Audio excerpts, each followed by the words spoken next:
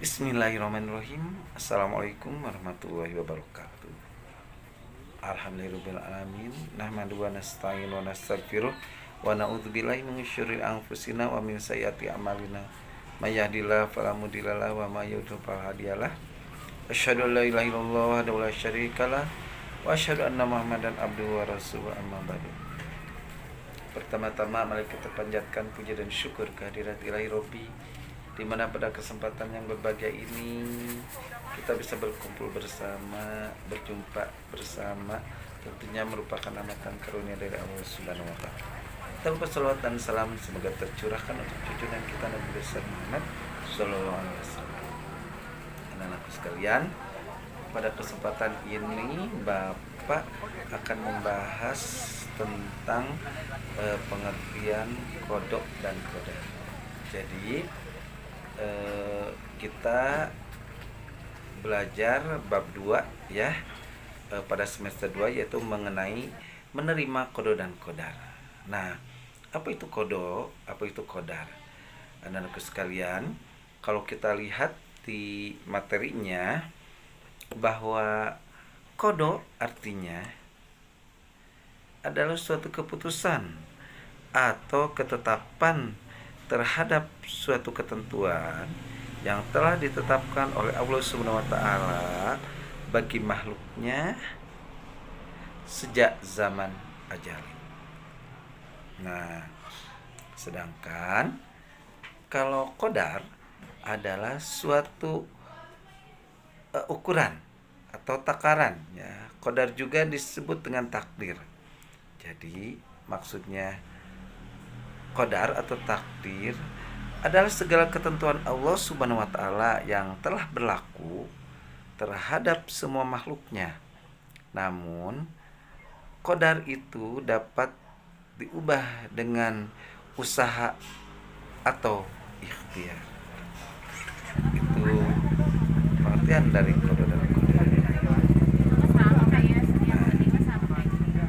Pengertian qadar dan qadar ini tercantum dalam surah Al-Hadid ayat 22 yang berbunyi, A'udzubillahi minasyaitonirrajim. Bismillahirrahmanirrahim. Ma asoba min musibatin fil ardi wala fi anfusikum illa fi kitabim min qabli an tabarru'aha. Inna dzalika 'alallahi yasir.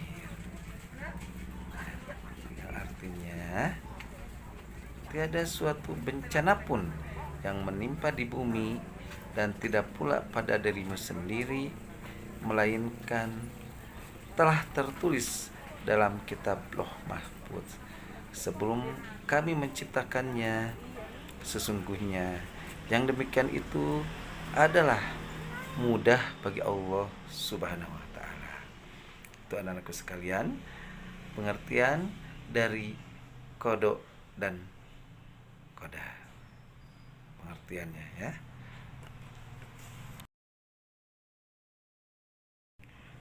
Nah, anak-anakku sekalian, sekarang kita membagi pengertian dari qadar atau takdir, yaitu takdir dibagi menjadi dua. Satu, takdir mubrom. Dua, takdir mu'alaq. Nah, kalau kita lihat, takdir mubrom adalah suatu ketentuan Allah Subhanahu wa taala yang pasti terjadi dan tidak dapat dirubah oleh manusia. Nah, itu artinya pengertian dari takdir mubrom. Banyak contohnya ya untuk takdir mubrom. Di antaranya yaitu satu, matahari terbit dari arah timur. Ya. Kemudian ada lagi kematian yang tidak bisa dirubah.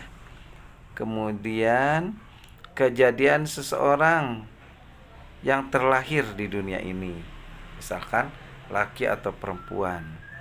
Ada juga kejadian laut pasang atau surut. Nah, itu juga merupakan takdir mubrom, artinya takdir yang tidak bisa dirubah oleh manusia. Nah, anak-anakku sekalian, tentunya masih banyak ya contoh-contoh mengenai takdir mubrom, takdir yang tidak bisa dirubah oleh manusia.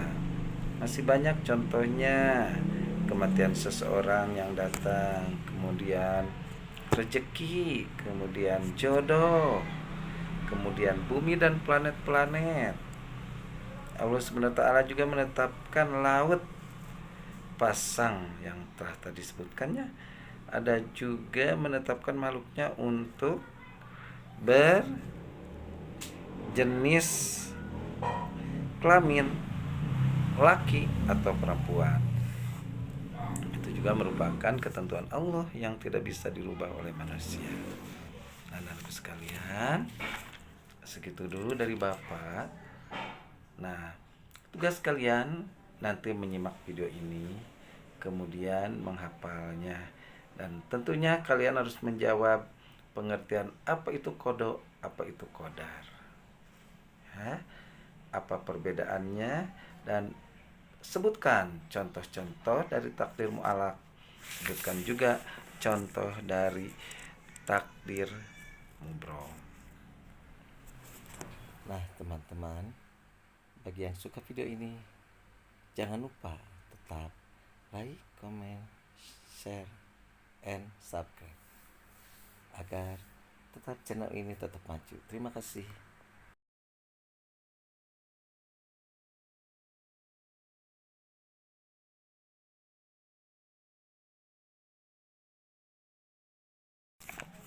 Nah, tentunya anak-anakku sekalian, ada beberapa hikmah yang bisa diambil oleh kita semua.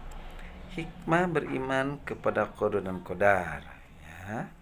Salah satunya yaitu menjadikan kita lebih paham bahwa segala sesuatu tidak hanya karena usaha manusia semata, melainkan karena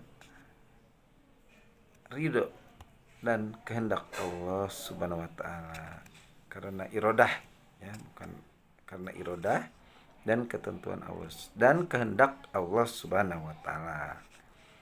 Kemudian menyerahkan semua urusan kepada Allah Subhanahu wa taala, kemudian menambah ketakwaan kepada Allah Subhanahu wa taala.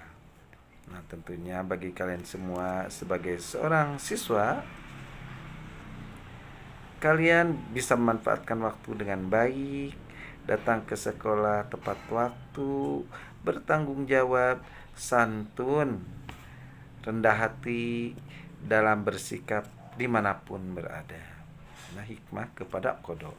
Sedangkan hikmah beriman kepada qadar diantaranya adalah tidak akan putus asa jika usahamu tidak berhasil, dan tidak sombong jika usahanya berhasil. Kemudian keberhasilan maupun kegagalan suatu usaha diyakini sebagai ujian dari Allah Subhanahu wa taala untuk manusia. Kemudian menambah ketakwaan kepada Allah Subhanahu wa taala. Kemudian sebagai seorang siswa, seharusnya kalian berperilaku sebagai berikut: menyadari bahwa semua cita-cita yang diinginkan harus diusahakan. Kemudian memiliki rasa percaya diri dalam melakukan sesuatu. Kemudian juga giat dan disiplin dalam belajar agar menjadi anak yang pintar. Itu saja anak-anakku sekalian telah Bapak paparkan, baik itu pengertian, contoh-contoh, dan hikmah dari qada dan qadar. Oh iya, anak-anakku sekalian, beriman kepada qada dan qadar tercantum juga dalam rukun iman, yaitu rukun iman yang ke-6.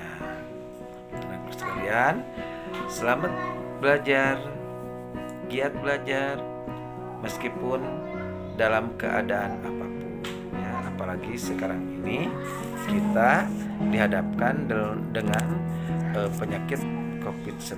Nah, kita berdoa aja Allah. Semoga penyakit ini cepat berlalu ya.